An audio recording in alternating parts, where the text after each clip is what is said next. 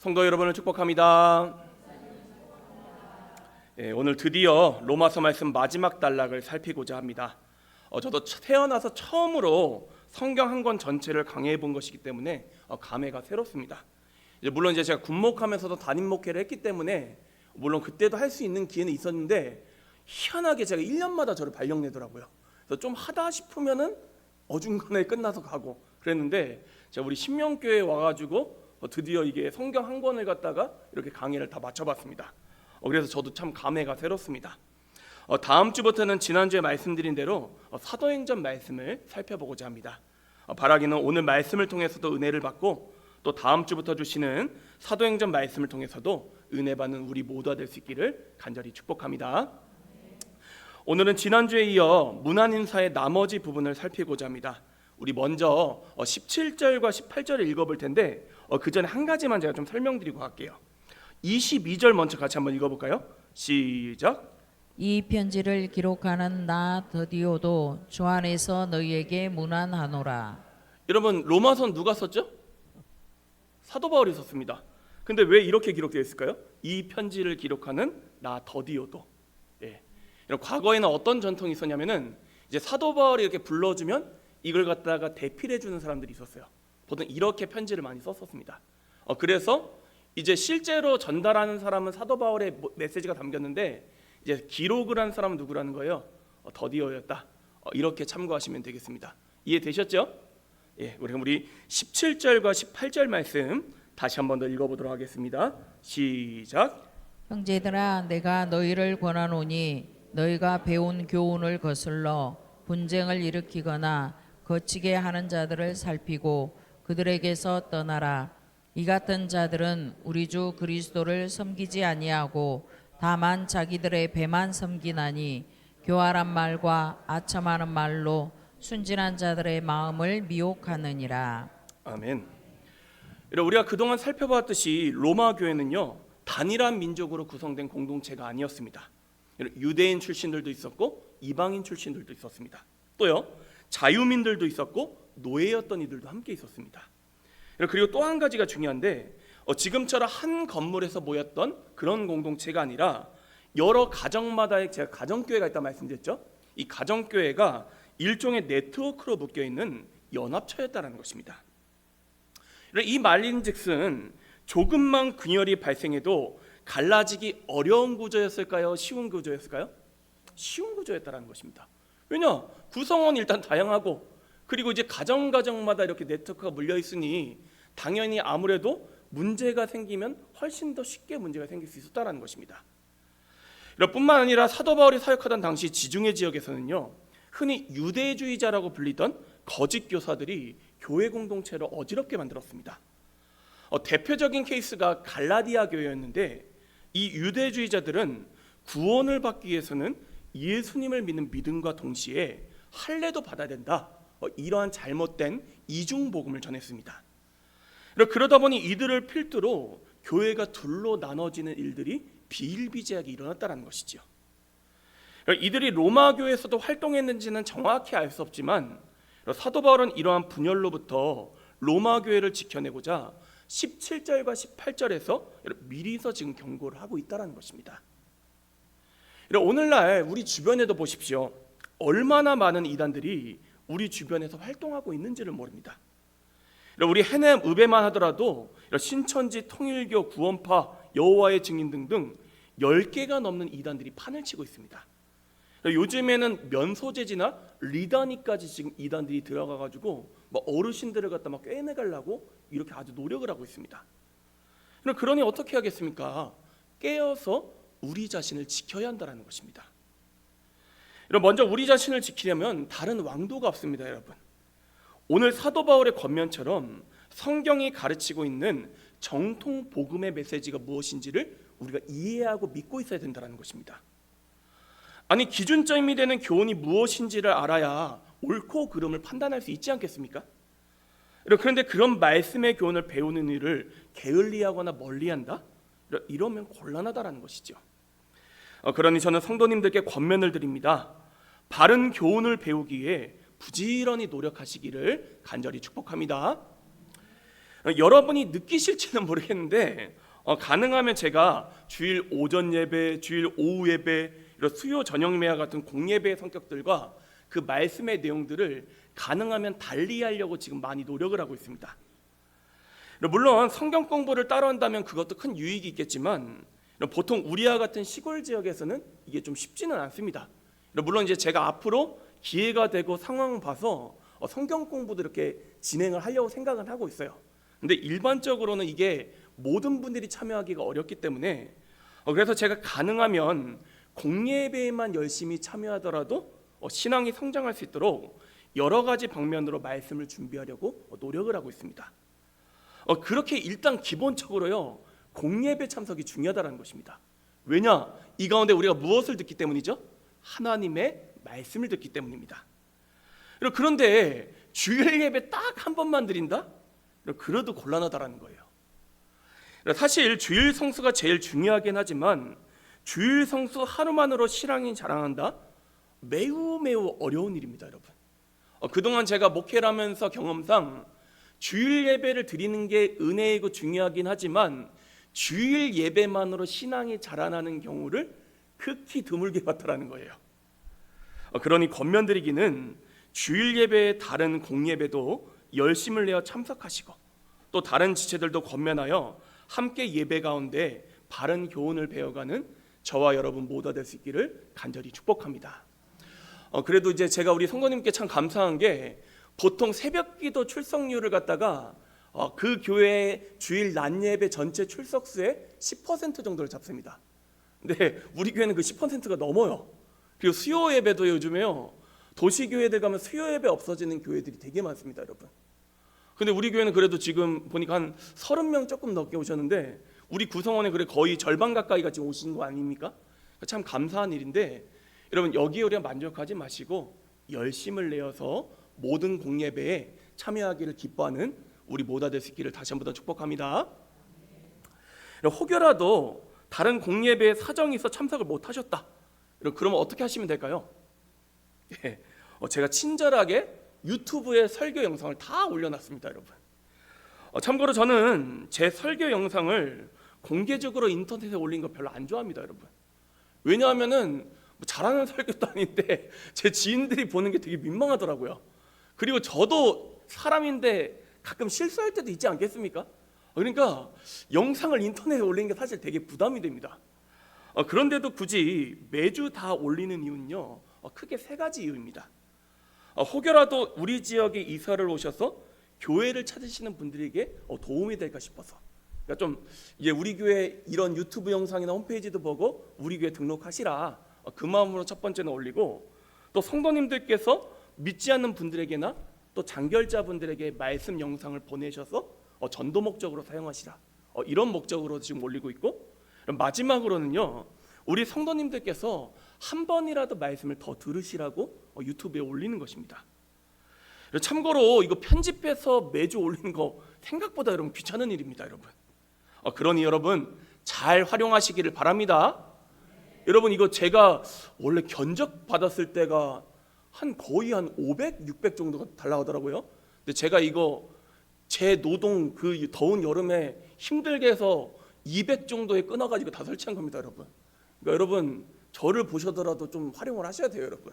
안 그러면 제가 너무 억울합니다, 여러분. 그러니까 잘 활용하시기를 바랍니다.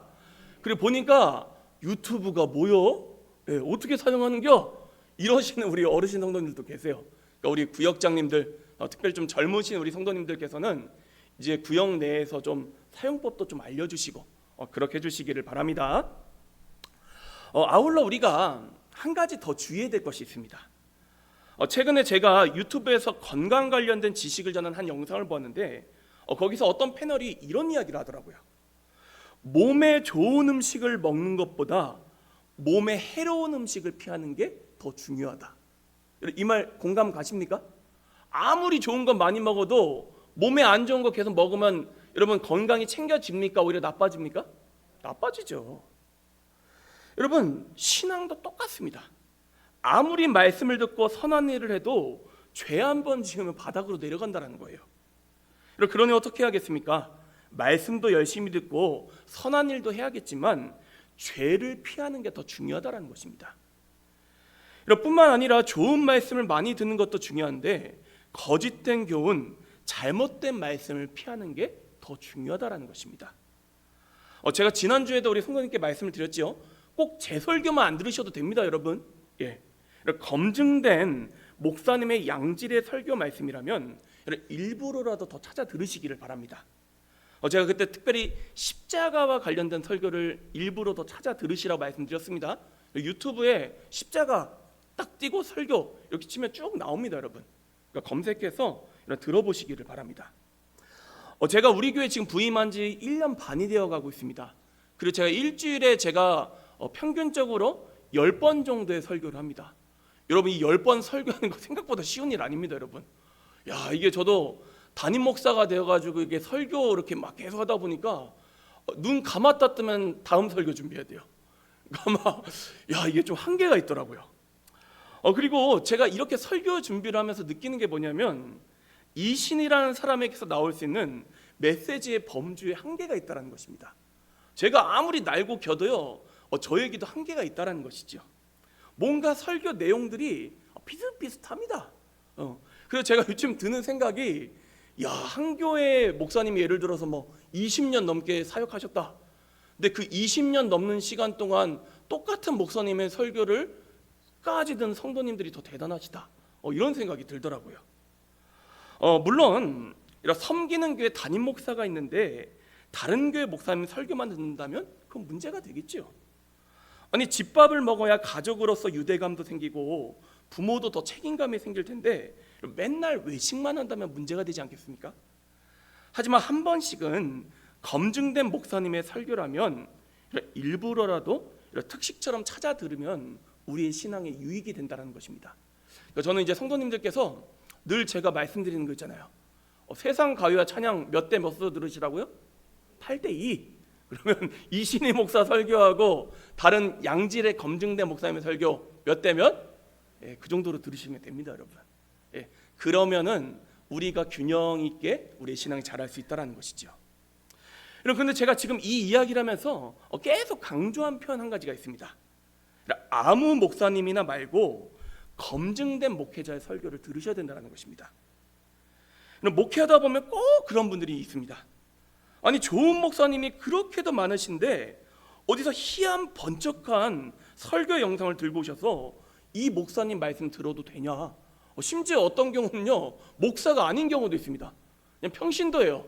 근데 어떤 능력 받았대요. 그래가지고 유튜브에 막 이제 요즘에 개인 방송 다 하니까 올려가지고 이 설교 들어도 되냐라고 저한테 물어보세요. 근데 제가 기준을 딱 정리해드리겠습니다, 여러분.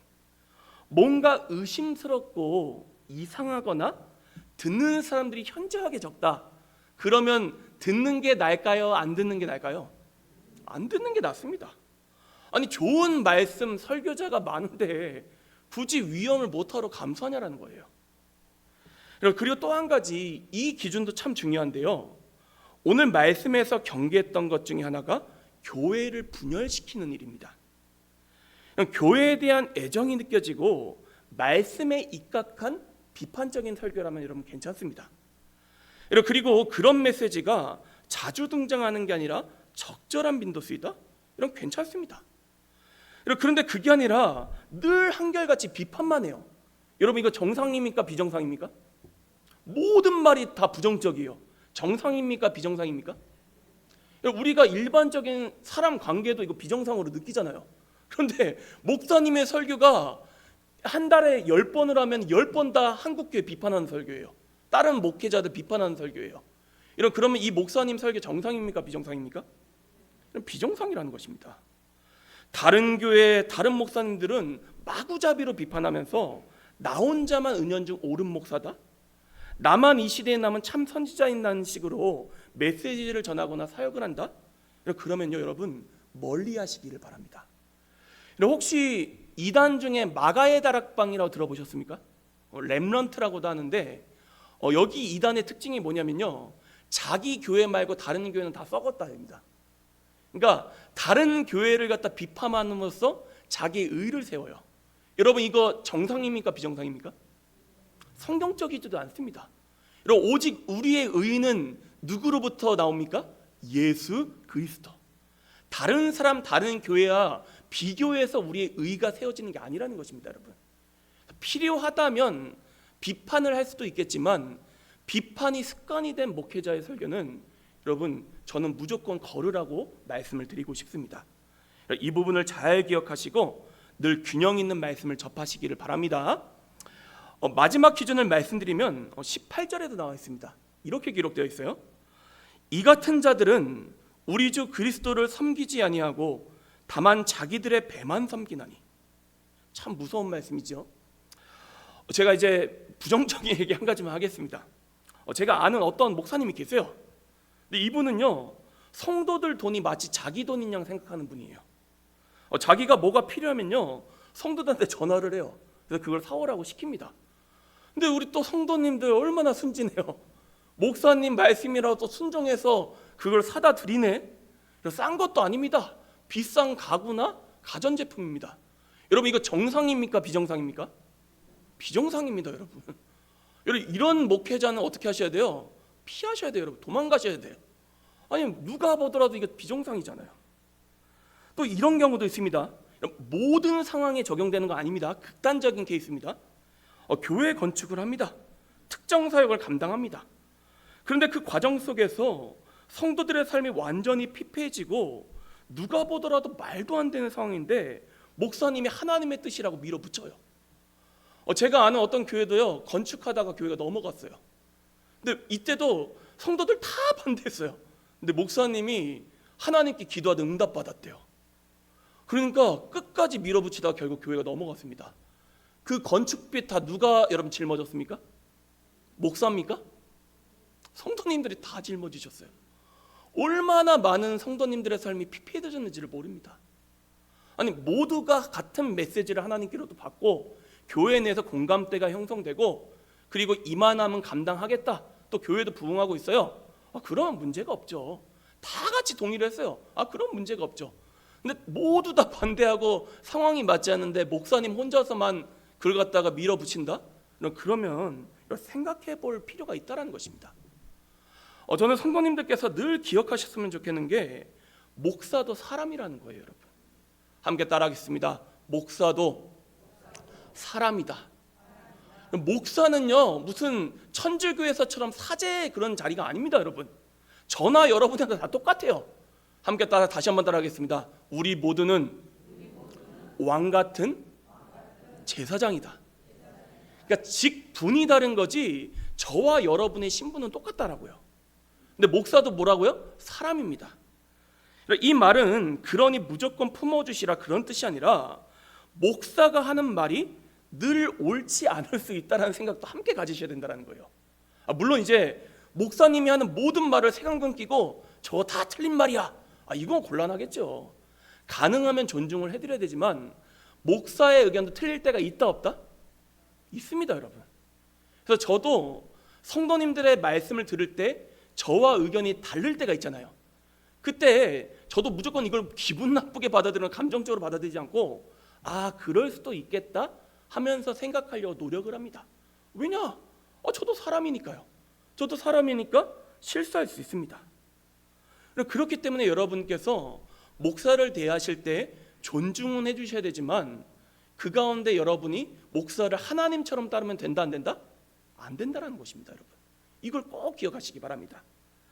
그리고 특히 목사의 설교를 가만히 들여다보니 자기 배 불리는 데만 급급하고 자기 야망을 이루는 데 급급하다면 그런 목회자는 멀리 하시는 게 여러분 맞습니다. 그런데도 어떤 성도님들을 보면요, 이분이 영적 권위가 있다, 은사가 있다면 쫓아다니면서 간이고 쓸개고 다 빼줍니다. 그러지 마시라는 거예요.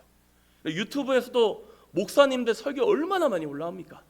제가 지금 말씀드린 이런 기준들을 잘 기억하셨다가 이분의 메시지 가운데 어떤 교훈들이 지금 흘러나오고 있는가, 정말로 복음에 입각한 메시지인가, 아니면 목사 자신의 야망을 이루려는 그런 시도가 담겨 있는가, 이것들을 여러분 잘 분별하시길 바랍니다. 사랑하는 성도 여러분, 예수님의 사람이 되셔야 합니다. 목사의 사람이 아니라 누구의 사람이 되셔야 된다고요? 예수님의 사람이 되셔야 합니다. 그리고 또 한 가지, 여러분의 위임 목사인 제가 그런 잘못된 길로 걸어가지 않도록 기도해 주시고, 또 어떨 때는 정말 제가 잘못된 길로 간다? 여러분이 저에게 이야기도 해주실 수 있어야 된다는 거예요. 이런 거를 꼭 기억하시고 여러분 균형 있고 올바로 선 성도님으로 서가시기를 간절히 축복합니다. 세 가지를 말씀드렸어요. 첫째, 의심스러우면 관심을 어떻게 하라고요? 끊으시기 바랍니다. 의심스러운 걸 이상하게 파는 분들이 있어요. 음모론 좋아하시는 분들. 그러시면 안 된다는 거예요. 둘째, 늘 비판만 하고 그 비판을 발판 삼아 자신의 의로 삼는 목회자들을 주의하시기를 바랍니다. 이건 성도님들에게도 그대로 적용되는 것입니다. 셋째, 자기 배 야망만 배불리는 목회자를 멀리하시기를 바랍니다. 이런 기준으로 검증된 좋은 목회자들을 가리셔서 양질의 설교를 자주 듣는 우리 모두가 될 수 있기를 다시 한 번 더 축복합니다. 두 번째로 우리가 함께 주목하기를 원하는 말씀은 우리 19절과 20절 말씀입니다. 우리 같이 한번 읽어볼까요? 시작. 너희의 순종함이 모든 사람에게 들리는지라. 그러므로 내가 너희로 말미암아 기뻐하노니 너희가 선한 데 지혜롭고 악한 데 미련하기를 원하노라. 평강의 하나님께서 속히 사탄을 너희 발 아래에서 상하게 하시리라. 우리 주 예수의 은혜가 너희에게 있을지어다. 예전에 제가 훈련소 있을 때 있었던 일입니다. 아이고 목사님 얘기를 오늘 많이 하네. 어떤 목사님 한 분이 계셨어요. 지금 잘 살고 있나 모르겠어요. 아마 잘 사실 거예요, 이분은. 예. 늘 몸이 아프다고 하시면서 이런저런 훈련이나 같이 해야 될 일들을 다 빠지시는 거예요. 근데 참 희한하죠. 고가 점수를 받거나 본인에게 이득이 되는 일은 귀신같이 앞장서서 나가시는 게 아니겠습니까? 그러니까 주변 사람들이 이분을 좋아해요, 싫어해요? 다들 얄밉게 생각하죠. 목사 마음도 똑같습니다. 아유, 저놈 진짜 얄밉네. 속으로 얼마나 많이 생각했는지 몰라요. 저도 그런 생각이 들었습니다. 아니 적어도 그리스도인이라면 남을 섬기는 일에는 열심을 내고 나를 챙기는 데는 조금 바보스러워야 하는데 참 아쉽다. 너무 아쉽다. 한번 제가 그런다고 생각해 보십시오. 우리 성도님들을 챙기는 일에는 늘 굼뜹니다. 한 박자가 늦어. 여러분 뭔 일이 있어도 생전 안부 한 번 안 물어봅니다. 그런데 제 생일이 되거나 명절이 되면 기가 막히게 제 몫을 챙기려고 한다고 생각해 보십시오. 그럼 이신희 목사님이 얄밉겠습니까? 아주 얄밉겠습니까? 아주 얄밉죠. 목사님이니까 말 못하고 있는 거지 아는 지인이었으면 벌써 그 꿀밤한테 때렸죠. 그러면 안 되지 않겠습니까? 그런데요, 하나님 아버지의 마음도 동일하시다라는 거예요. 적어도 하나님의 자녀이고 그리스도인이라면 선한 일을 하는 데는 지혜롭고 악한 일을 하는 데는 미련해야 되는데 반대로 행동합니다. 이러면 곤란하다라는 것이죠. 우리가 살아가다 보면요, 선한 일을 하며 하나님 말씀대로 살아가는 게 마치 손해보는 것처럼 느껴질 때가 있습니다. 아니 실제로 손해를 볼 때도 있습니다, 여러분. 그러면 이게 맞나 싶은 헷갈리는 심정이 들 수도 있겠죠. 하지만 우리가 꼭 기억해야 될 사실 한 가지가 있습니다. 20절에서 뭐라고 말씀하셨죠? 평강의 하나님께서 속히 사단을 너희 발 아래서 상하게 하시리라. 하나님께서 승리하십니까? 사탄이 승리합니까? 하나님이 승리하십니다.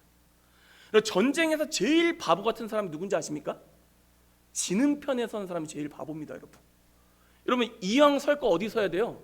이기는 편에 서야 되죠. 아니 하나님의 승리가 확실합니다.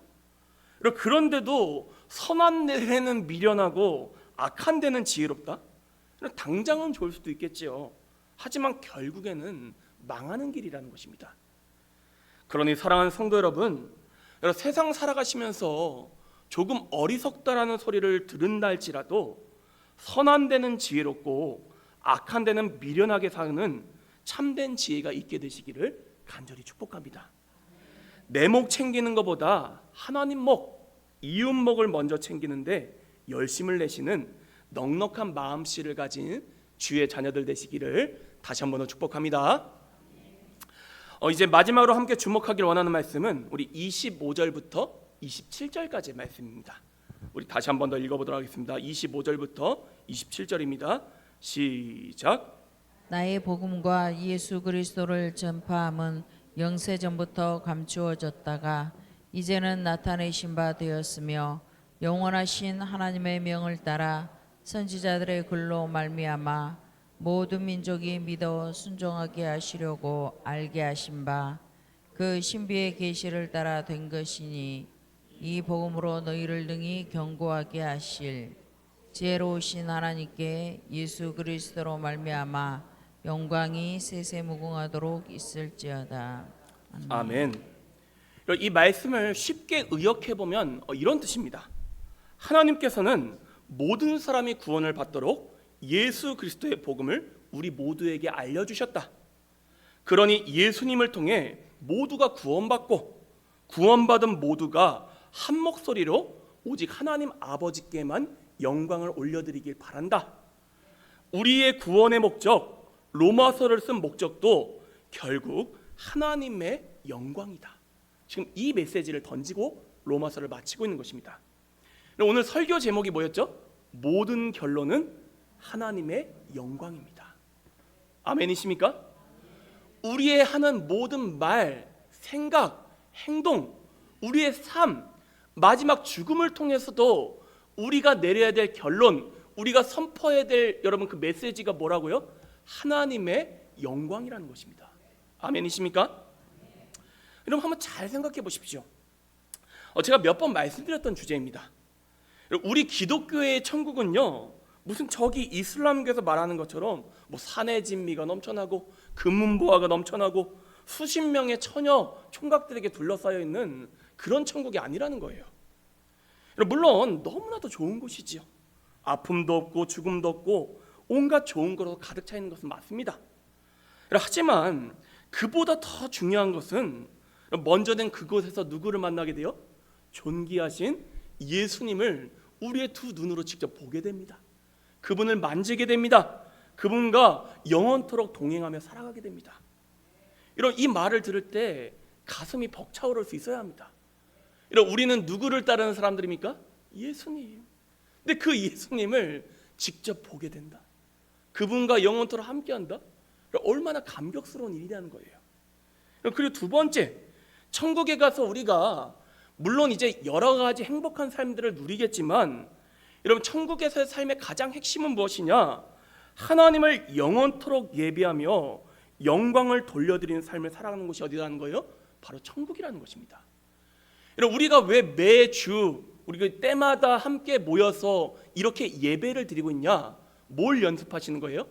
천국에서의 삶을 지금 미리서 연습하고 계시는 것입니다.